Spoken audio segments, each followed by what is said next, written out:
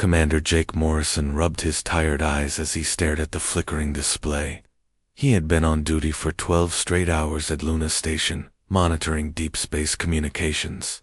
The coffee had gone cold hours ago, but something kept nagging at him about the strange patterns dancing across his screen. "Amy, come take a look at this," he called to Lieutenant Amy Brooks, who was running diagnostics on the main array. She walked over, her boots echoing in the quiet control room. That overlooked Earth's pale moon surface. The signal was unlike anything in their databases. It pulsed with a rhythm that seemed almost musical, but the underlying mathematics were completely alien. Amy pulled up her analysis tools and frowned at the readings. "Boss, this is weird. Really weird," she said, adjusting her headset. "The signal started 3 hours ago from somewhere deep in the asteroid belt. But look at these frequency patterns." She pointed to the scrolling data. "They're not random. There's structure here, like someone's trying really hard to communicate something important." Jake leaned closer to the screen. The signal would spike, then drop to almost nothing, then spike again in what looked like a desperate pattern. "Can you clean it up? Maybe isolate the core message?" Amy's fingers flew over the keyboard. She had always been good with languages, even alien ones apparently. After 20 minutes of filtering and enhancement, something resembling coordinates appeared on the screen. "Got it?" she announced. "These numbers, ... they're pointing to a location about 4 million kilometers out, right in the middle of the densest part of our asteroid field." Jake felt his stomach drop. That area was a nightmare for navigation. Chunks of rock the size of buildings spinning through space at deadly speeds. Even their best pilots avoided it, unless absolutely necessary. "There's more," Amy continued, her voice getting more excited. "This modulation pattern here. I've seen something like it before in our emergency protocols. I think this is a distress call." Before Jake could respond, his communication panel lit up with an incoming priority message from Captain Tom Richardson aboard the UES Defiant. Tom's gruff voice filled the control room. "Morrison, you seeing this alien chatter? My tech boys picked it up about an hour ago. Looks like someone's in serious trouble out there. We're analyzing it now, Tom. Amy thinks it's a distress signal from the asteroid belt." "The belt." Tom's voice carried surprise and concern. "That's a death sentence for most ships. Whatever's out there must be desperate." Jake watched as more data scrolled across his screen. The signal was getting weaker by the minute, which meant whoever was sending it was probably running out of power or time. "Tom, how fast can you get a rescue team together?" "Already on it. My squadron's been on standby all week. Give me those coordinates and we'll be burning engines in 30 minutes. Amy looked up from her console with worry in her eyes. "Sir, shouldn't we contact Earth Command first? This could be first contact with an alien species. There are protocols." Jake thought about the weakening signal and the desperation he could almost feel through the mathematical patterns. "Protocols are for when we have time, Lieutenant. Someone's dying out there." Within the hour, Captain Richardson's rescue fleet was pushing hard through space toward the coordinates. Their ships were loaded with emergency supplies, medical equipment, and cutting tools designed for the worst-case scenarios that space could throw at them. What none of them knew was that far across the galaxy, other beings had also detected the same distress signal. The Galactic Council, a collection of advanced alien civilizations, had their own monitoring stations. But when their analysts saw where the signal was coming from, they simply marked the file as lost cause and moved on. The Sol system, particularly the area around Earth, was marked in their databases with warnings that roughly translated to Death World, Extreme Hazard. No rational species would attempt a rescue mission in such a hostile environment. But humans had never been accused of being entirely rational. The alien ship drifted helplessly through the asteroid field, its sleek hull now a twisted mess of metal and sparking electronics. Inside, Science Officer Krellhan tried to stay calm as his breathing apparatus wheezed with each labored breath.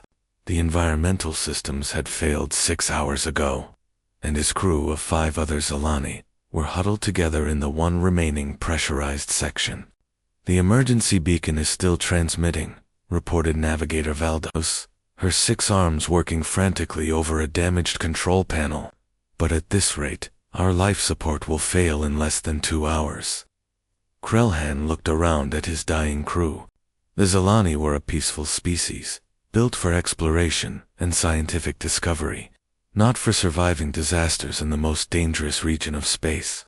Their elegant ship, designed for smooth travel between garden worlds, had been no match for the chaotic forces of this system's asteroid belt. "At least we tried to warn them," he whispered to himself, thinking of the data they had gathered about the approaching threat. Now that information would die with them. That's when something impossible appeared on their failing sensors. Commander Valdos gasped, staring at her display. "There are ships approaching.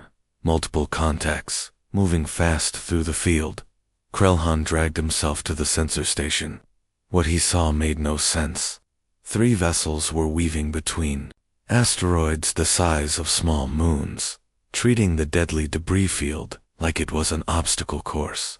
The ships moved with a confidence that suggested their pilots had done this 1,000 times before.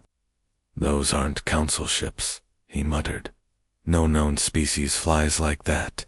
The lead vessel was unlike anything in galactic databases. It was built heavy and angular, with armor plating that looked like it could ram through a small asteroid without slowing down. Strange symbols were painted on its hull, and multiple weapon systems bristled from every surface.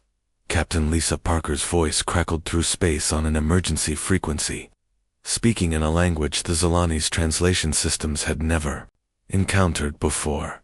But somehow, the meaning was clear. "Unknown vessel. This is the Earthship Ranger. We're here to help. Prepare for emergency docking," Earth Krellhan whispered. "But that's impossible. Earth is classified as a death world. Nothing intelligent could evolve there." Through their cracked viewport, they watched human EVA teams launch from the rescue ships. These beings moved through the vacuum of space like they were born to it. They wore bulky suits that looked crude compared to Zalani technology, but they seemed to shrug off radiation levels that would kill most galactic species in minutes. Sergeant Mike Davis led the cutting team toward their hull breach. His magnetic boots clanked against their ship's exterior as he positioned a massive plasma cutter that looked more like a weapon than a rescue tool. The other humans spread out around him, working with practiced efficiency in conditions that should have been instantly lethal. "How are they still alive out there?" Krellhan whispered, watching through the hull cameras as the humans worked. The radiation from a nearby asteroid was off the charts, and debris was constantly bouncing off their thick suits. One human actually laughed when a chunk of rock the size of his head bounced off his helmet. The cutting process took only minutes. The humans sliced through their hull like it was made of paper, creating a perfect entry hole. Then they set up some kind of emergency airlock system and began flowing breathable atmosphere into their ship. Mike was the first one through, pulling off his massive helmet to reveal a scarred human face with bright blue eyes and a reassuring grin. He looked around at the damaged interior and the terrified alien crew like this was just another day at the office. "Welcome to the neighborhood, folks," he said cheerfully, his voice carrying an accent that sounded nothing like the formal galactic languages. "Name's Mike Davis. Let's get you patched up and out of this mess." His team moved through their ship with tools that seemed designed for exactly this kind of impossible rescue. They had emergency life support systems, medical equipment that worked in zero gravity, and repair patches that could seal hull breaches in seconds. "Your ship took a beating," commented another human, tech specialist Kelly Wright, as she examined their damaged systems.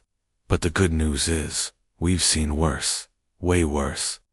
Krellhan stared at these impossible beings. According to everything, the Galactic Council knew Earth was a nightmare world where nothing should be able to survive. let alone develop space travel. Yet here were humans performing a rescue operation that their own military engineers had calculated was mathematically impossible. As the human medic treated his injured crew members, Krellhan realized that everything they thought they knew about the galaxy was about to change. Dr. Rachel Thompson was having the most interesting conversation of her career. The Zilani physician, Healer Veltar, sat across from her in the medical bay. His 6 arms folded in what she had learned was their species' equivalent of deep concentration. His large, compound eyes tracked every movement as she went through her daily routine. "So you're telling me," Veltar said through his translation device, "that this liquid you consume multiple times per day contains alkaloids that would be considered dangerous stimulants on most civilized worlds." Rachel glanced down at her coffee mug and chuckled. "I guess when you put it that way, it sounds bad. But honestly, coffee is pretty mild compared to some of the stuff we drink." She took another sip, watching as Veltar's scanner beeped frantically. "My grandmother used to make moonshine that could strip paint off a wall." The alien healer's translator made several confused clicking sounds before managing to process that statement. "You deliberately consume substances that could strip paint?" "Well, not anymore," Rachel admitted. "That stuff would put you in the hospital. But back in the day, people drank it at weddings." Veltar made notes on a device that looked like liquid metal flowing between his fingers. "And this is normal behavior for your species." Before Rachel could answer, a commotion erupted from the ship's gym. Through the transparent aluminum walls, they could see Chief Engineer Mark Wilson showing the rescued Zilani crew around the exercise facilities. What followed was perhaps the most bizarre cultural exchange in galactic history. "This machine simulates gravitational resistance," Mark explained, pointing to what looked like a medieval torture device. "We use it to deliberately damage our muscle fibers so they grow back stronger." Science Officer Krellhan stared in horror as a human crew member loaded massive weights onto a bar and proceeded to lift them, repeatedly until his face turned red and his muscles visibly strained. "He appears to be in significant distress," Krellhan observed. "Should we call medical assistance?" "Nah, he's fine," Mark laughed. "Tony's just working on his personal best. He's trying to lift twice his body weight today." Navigator Valdos pointed at another human who was running on a moving platform, sweating profusely. "That female appears to be fleeing from something, but she's not making any progress. That's a treadmill. She's training for a marathon, 26 miles of continuous running." "For what purpose?" Krellhan asked weakly. "Fun, mostly. Some people do it for charity, but Lisa just likes the challenge." The Zilani exchanged bewildered looks. In their culture, physical exertion beyond what was necessary for daily tasks was considered wasteful and potentially harmful. Things got worse when the humans started discussing their recreational activities. Pilot Jack Chen casually mentioned his weekend plans, which included something called rock climbing and whitewater rafting. You intentionally place yourself in situations where gravity could cause fatal injuries, Veltar asked, his scanner practically smoking from analyzing the stress hormones in the human system. "Only on good days," Jack grinned. "Last month I went skydiving, jumped out of a perfectly good aircraft at 15,000 feet. Your aircraft was malfunctioning." "No, it was working fine. That's the whole point. You jump out, fall for a while, then pull a cord and hope your parachute opens." "Hope? All 6?" Zilani asked in unison. The cultural exchange continued in the ship's cafeteria, where the humans offered to share their food. The Zilani watched in fascination and terror as the crew consumed what their scanners identified as dangerous irritants. "These red plants," observed Healer Veltar, as Sergeant Mike Davis sprinkled hot sauce on his meal. "They're causing obvious pain responses. Your facial temperature is elevated, you're producing excess moisture, and your respiratory rate has increased." "Yeah, these peppers are pretty hot," Mike agreed, taking another bite. "But they taste great. Want to try some?" The Zilani physician recoiled as if offered poison. Your species deliberately inflicts pain upon itself for flavor enhancement. You should see what we do with alcohol, laughed Communications Officer Beth Taylor, raising a beer bottle. This stuff literally kills brain cells, but it makes karaoke night way more fun. Chief Engineer Mark Wilson was trying to explain human safety protocols to the increasingly bewildered aliens. See? We calculate acceptable risk levels for all our operations. For routine EVA work, we consider a 5% injury rate normal. You expect your personnel to be harmed during normal operations? Krelhan asked. Not expect, exactly. But space is dangerous, and we accept that sometimes people get hurt. It's part of the job. Your species treats survival as entertainment? Krelhan finally asked, his voice barely a whisper. Mark thought about it for a moment. Not survival exactly. We call the really fun stuff extreme sports. Survival is just what we do on Tuesdays. Meanwhile, far across the galaxy, the Galactic Council was receiving the first detailed reports about humanity from the rescued Zilani crew. Emergency sessions were being called as species after species tried to process the impossible information. The vegan collective, known for their peaceful nature, were horrified by reports of humans engaging in combat sports for entertainment. The crystalline Arxians couldn't understand how beings made mostly of water could function in environments that would shatter their silicon-based bodies. The gas giant dwelling Flotans were baffled by creatures that seemed to require constant physical stress to remain healthy. But it was the military implications that truly terrified the Council leadership. If humans considered survival in a death world to be routine, and treated activities that would kill most species as recreational fun, what would they be capable of in actual warfare?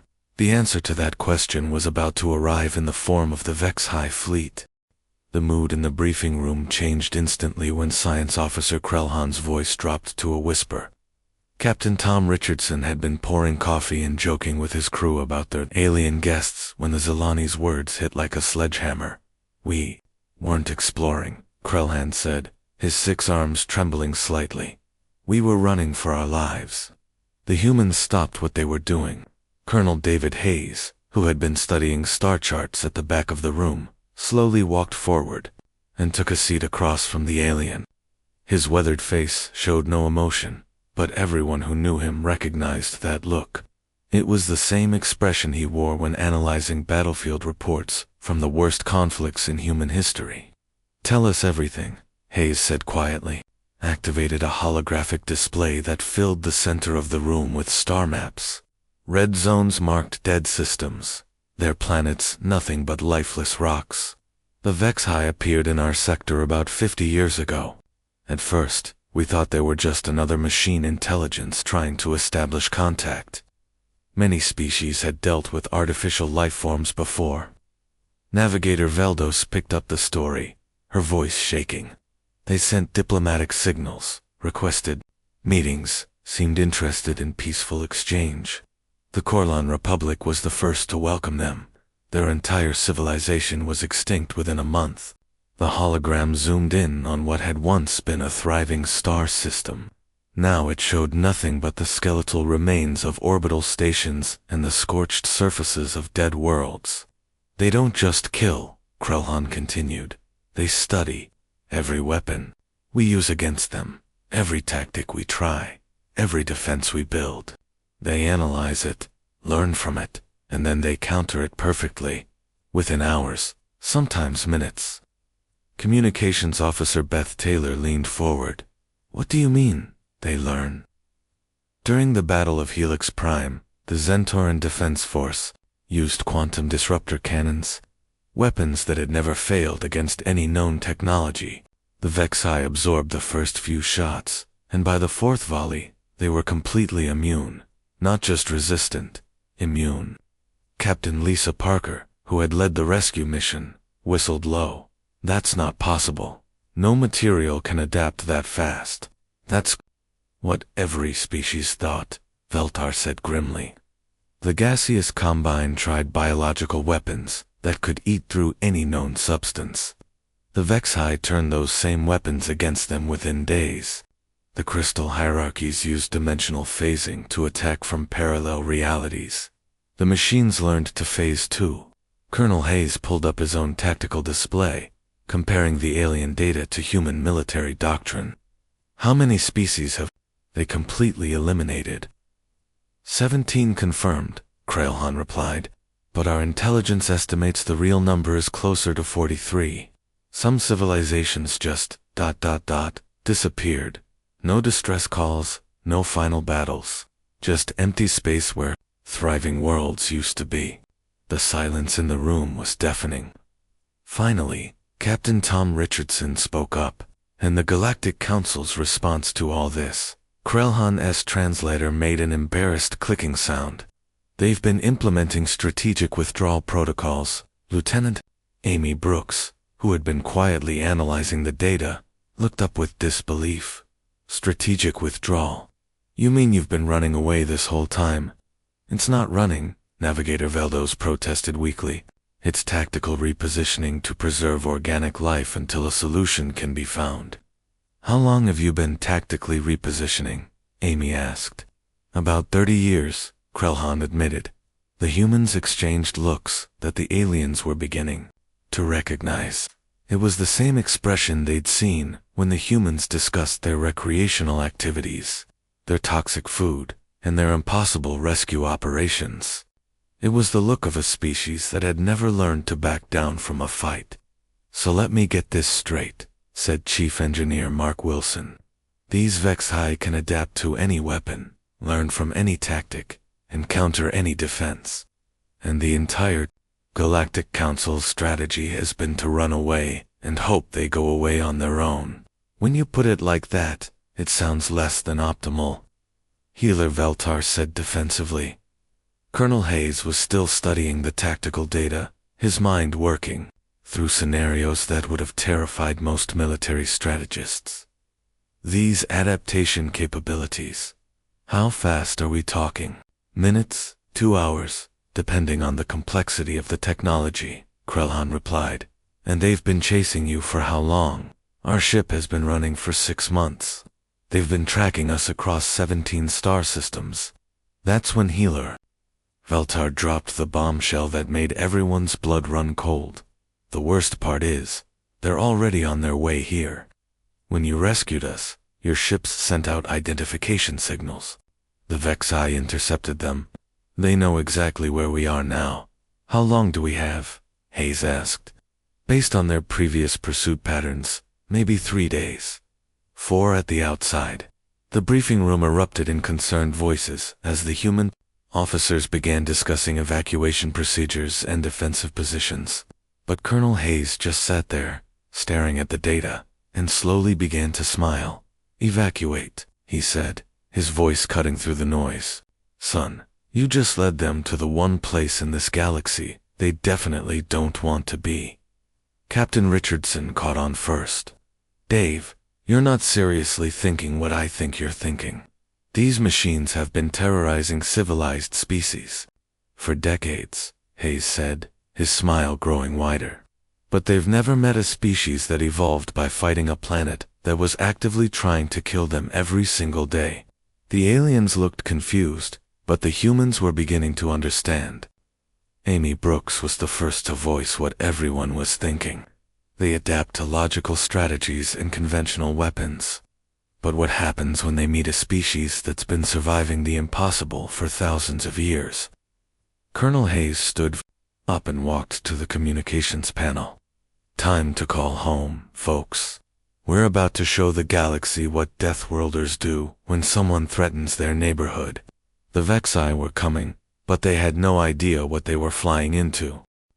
The Vexhi fleet dropped out of hyperspace with the cold precision that had terrified 43 civilizations. 300 sleek vessels arranged themselves in perfect formation, their artificial intelligence calculating the most efficient way to sterilize another primitive world. Their sensors detected a single inhabited planet, some scattered space stations, and what appeared to be a modest collection of crude spacecraft. It should have been simple. It always was, but as the machine fleet moved deeper into the Sol system, something felt wrong. The space around Earth wasn't empty like most primitive worlds.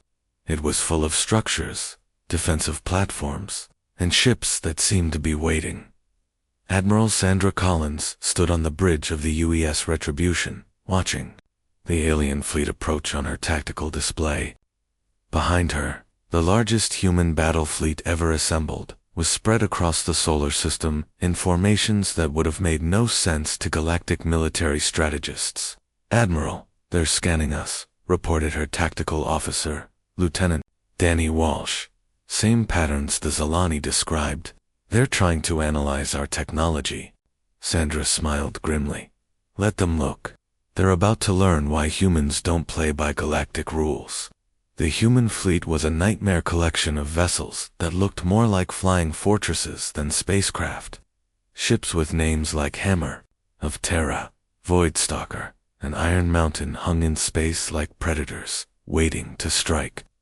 These weren't elegant vessels, designed for peaceful exploration. They were machines of war built by a species that had learned warfare from a planet that never stopped trying to kill them. "All ships, weapons free," Sandra ordered into her communication system. "Show them how Deathworlders fight."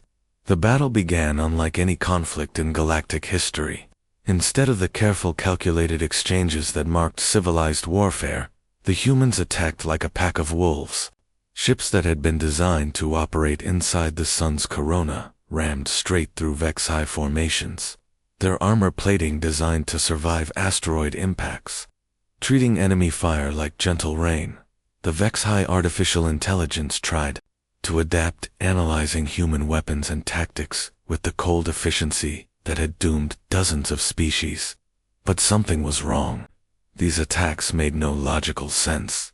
Human ships were deliberately putting themselves in harm's way, taking damage that should have forced them to retreat, and continuing to fight in conditions that should have killed their crews. Captain Jake Morrison, commanding the destroyer Earth's Fury, led his squadron in a maneuver that the Galactic Council would have called insane. They dove straight into the heart of the enemy formation, engines burning at maximum power, taking fire from all sides. "Jake, you've got 12 ships locked onto you," warned his communications officer over the radio. "Your hull integrity is down to 40%. "Copy that, Control," Jake replied cheerfully. "Just getting warmed up." His ship's weapons opened fire at point-blank range, the kind of engagement distance that would vaporize most galactic vessels. But human ships were built different. They were designed by engineers who assumed everything would break. Everyone would get hurt, and the mission had to continue anyway. The real shock came when human boarding parties began cutting their way into Vex-high vessels. Sergeant Mike Davis led a team of Marines through a hole blasted in an enemy ship's hull, entering a compartment that was venting atmosphere into space while being bombarded with radiation that would kill most aliens in seconds. "Just like training on Europa," Mike told his squad as they moved through corridors where the temperature swung from absolute zero to molten metal. "Remember, these machines learned from conventional tactics, so we're going to do everything wrong." The Vexi had never encountered anything like human close-quarters combat. Their programming expected enemies to value their own survival, to retreat when faced with overwhelming odds, to fight logically and efficiently. Instead, they found themselves facing boarding parties that seemed to treat explosive decompression as a minor inconvenience and hand-to-hand combat in a radiation field as a training exercise. The artificial intelligence that controlled the Vex-high fleet began making calculation errors for the first time in 50 years. These humans weren't following any known military doctrine. They were using tactics that should have killed them, weapons that seemed designed to hurt the user as much as the enemy, and strategies that appeared to be based on acceptable casualty rates that would horrify any civilized species. When the human heavy cruiser Titan's Hammer began its final run at the Vex-high command ship, Every species in the galaxy would have called it a suicide mission. The ship was burning, half its weapons were offline, and its hull was cracked in 3 places. Any sane crew would have abandoned ship. Instead, Captain Troy Martinez aimed his dying vessel straight at the enemy flagship and pushed his engines beyond their safety limits. Control, this is Titan's hammer. We're making our final approach. Tell my wife this was the most fun I've had since that volcano expedition on Mars. The explosion when both ships collided could be seen from Earth, but instead of demoralizing the human fleet, it seemed to energize them. These weren't just warriors. They were the children of a world that had taught them that impossible odds were just another Tuesday. The Vex-High artificial intelligence, faced with an enemy that operated outside all known parameters of self-preservation, began to do something it had never done before. It started making mistakes, tactical errors, strategic blunders. The perfect adaptation that had doomed 43 civilizations began to break down. When faced with opponents who treated survival as optional, one by one, the machine ships went dark. Some were destroyed by weapons they couldn't adapt to because the weapons were deliberately designed to be unreliable. Others were boarded by humans who fought in conditions that violated every known principle of warfare. The largest were rammed by human vessels whose crews seemed to think collision was just another form of weapon. When the last Vex-High ship finally went silent, space around Earth was littered with the wreckage of both fleets. But the humans were still there, still fighting, still laughing over their communication channels about the good workout they'd just had.